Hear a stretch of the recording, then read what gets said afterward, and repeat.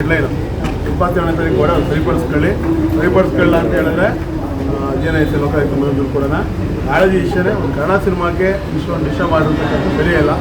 ಮಂಡ್ಯದಲ್ಲಿ ಭಾಳ ಅವಮಾನಕಾರಿಯಾಗಿರ್ತಕ್ಕಂಥ ವಿಚಾರ. ಸೊ ಅವ್ರಿಗೆ ಎಲ್ಲಿ ಡಿಜಿಪ್ಲೆಕ್ಸ್ ಅಂತಲೂ ಗೊತ್ತಿಲ್ಲ. ಯಾಕಂದ್ರೆ ಅದಕ್ಕೆ ಇಡಬೇಕು ಅಂದರೆ ನಗರಸಭೆಯಲ್ಲಿ ಒಂದು ನಿರ್ದಿಷ್ಟ ಸ್ಥಾನ ಇರಬೇಕು, ಅಲ್ಲಿ ಇಡಬೇಕು, ಎಲ್ಲ ಕಡೆ ಇಡಬಾರ್ದು. ತಪ್ಪು ಮಾಡಿದ್ದಾರೆ ಅವರು. ಅದು ಏನು ಆನ್ಸರ್ ಮಾಡ್ತಾರೆ ಕಮಿಷನ್ ಬರಲಿ, ಅವರು ಕಮಿಷನ್ ಅಂತ ನಾವು ಮಾತಾಡೋದು ಆಯಿತಾ. ಶ್ರೀರಂಗಪಟ್ಟಣ ತಾಲೂಕಿನ ಪ್ರತಿಭಾವಂತ ನಟ, ನನ್ನ ಆತ್ಮೀಯ ಸ್ನೇಹಿತ ನವೀನ್ ಸಜ್ಜು ಅವರು ಭಾಳ 10-15 ವರ್ಷದಿಂದ ಶ್ರಮ ಪಟ್ಟು ಇವತ್ತು ಒಂದು ಒಳ್ಳೆಯ ಸಿನಿಮಾ ಮಾಡಿದ್ದಾರೆ.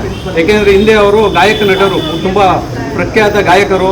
ಹಾಗಾಗಿ ಅವರು ಸಿನಿಮಾ ಮಾಡಿರುವಂಥದ್ದು ಲೋ ನವೀನ ಚಿತ್ರವು ಇವತ್ತು ತೆರೆ ಕಂಡಿದೆ.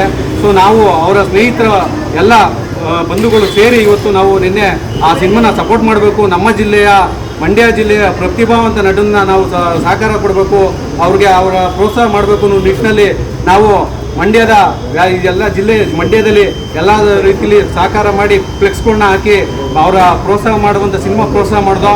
ಸೊ ಅಂಥದ್ದನ್ನ ರಾತ್ರಿ ಕಟ್ಟಿರುವಂಥ ಬ್ಯಾನರ್ಗಳನ್ನ ರಾತ್ರಿ ತೆರವು ಮಾಡಿದ್ದಾರೆ ಮಂಡ್ಯ ನಗರಸಭೆಯವರು.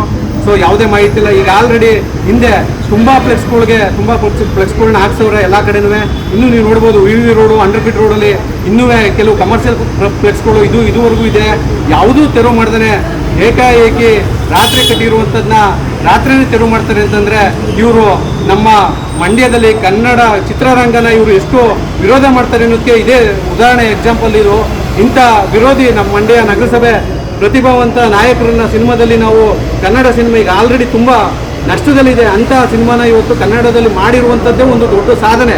ಅಂಥವ್ರಿಗೆ ನಾವು ಇಡೀ ಜಿಲ್ಲೆ ನಾವು ಪ್ರತಿಭಾವಂತ ಅಚ್ಚು ಕನ್ನಡ ಮಾತಾಡುವಂಥ ಜಿಲ್ಲೆ ಅಂದರೆ ಅದು ನಮ್ಮ ಮಂಡ್ಯ ಜಿಲ್ಲೆ. ಮಂಡ್ಯ ಅಂದರೆ ಇಂಡಿಯಾ ಅಂತಾರೆ.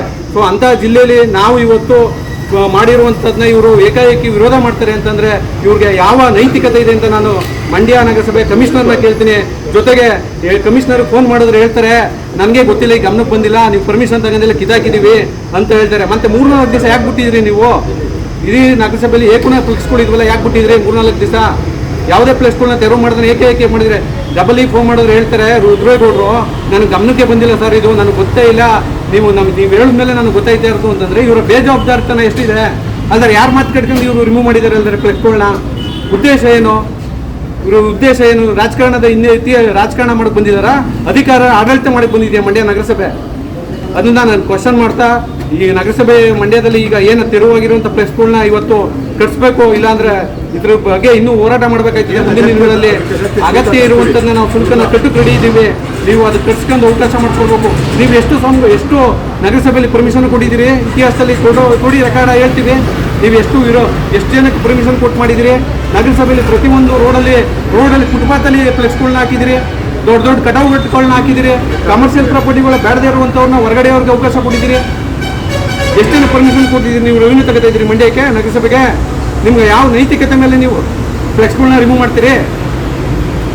ಸೊ ಹಿಂಗಾಗಿ ಇದನ್ನು ನಾವು ವಿರೋಧಿಸ್ತೀವಿ. ಕನ್ನಡ ಚಿತ್ರರಂಗದಲ್ಲಿ ಭಾಳ ಮಂಡ್ಯ ಜಿಲ್ಲೆಯಲ್ಲಿ ಹೆಸರು ಕೊಟ್ಟಿರುವಂಥ ಇಲ್ಲೇ ನಮ್ಮ ಮಂಡ್ಯ ಜಿಲ್ಲೆಯ ಅಂಬರೀಷ್ ನಾಯಕ ನಟರು, ನಮ್ಮ ಅಂಬರೀಷ್ ಅಣ್ಣವರು ಇಡೀ ರಾಜ್ಯದ ಒಬ್ಬ ಪ್ರತಿಭಾವಂತ ಜಿಲ್ಲೆ ಕೊಟ್ಟಿರುವಂಥ ನಾಯಕರು ಸುಮಾರು. ಇದು ಜೋಗಿ ಪ್ರೇಮ್ ಅವರು, ವಾಟ್ಲೆ ಸತೀಶ್ ಅವರು, ಹೀಗೆ ನವೀನ್ ಅವರು, ಅಶ್ವಥ್ ಅವರು, ಹೀಗೆ ನಮ್ಮ ಮಂಡ್ಯ ಜಿಲ್ಲೆಯಲ್ಲಿ ನಾಯಕ ನಟರು ತುಂಬ ಜನ ಇದ್ದಾರೆ. ಅಂಥವ್ರ ಜಿಲ್ಲೆಯಲ್ಲಿ ಇವತ್ತು ನೀವು ಈ ಜಿಲ್ಲೆಯಲ್ಲಿ ಅವ್ರಿಗೆ ಅವಮಾನ ಮಾಡ್ತೀರಿ ಅಂದರೆ ಇಡೀ ಕನ್ನಡ ಚಿತ್ರರಂಗಕ್ಕೆ ಮಾಡಿದ್ದ ಅವಮಾನ ಅಂತ ಇದನ್ನು ನಾನು ಖಂಡಿಸ್ತೇನೆ.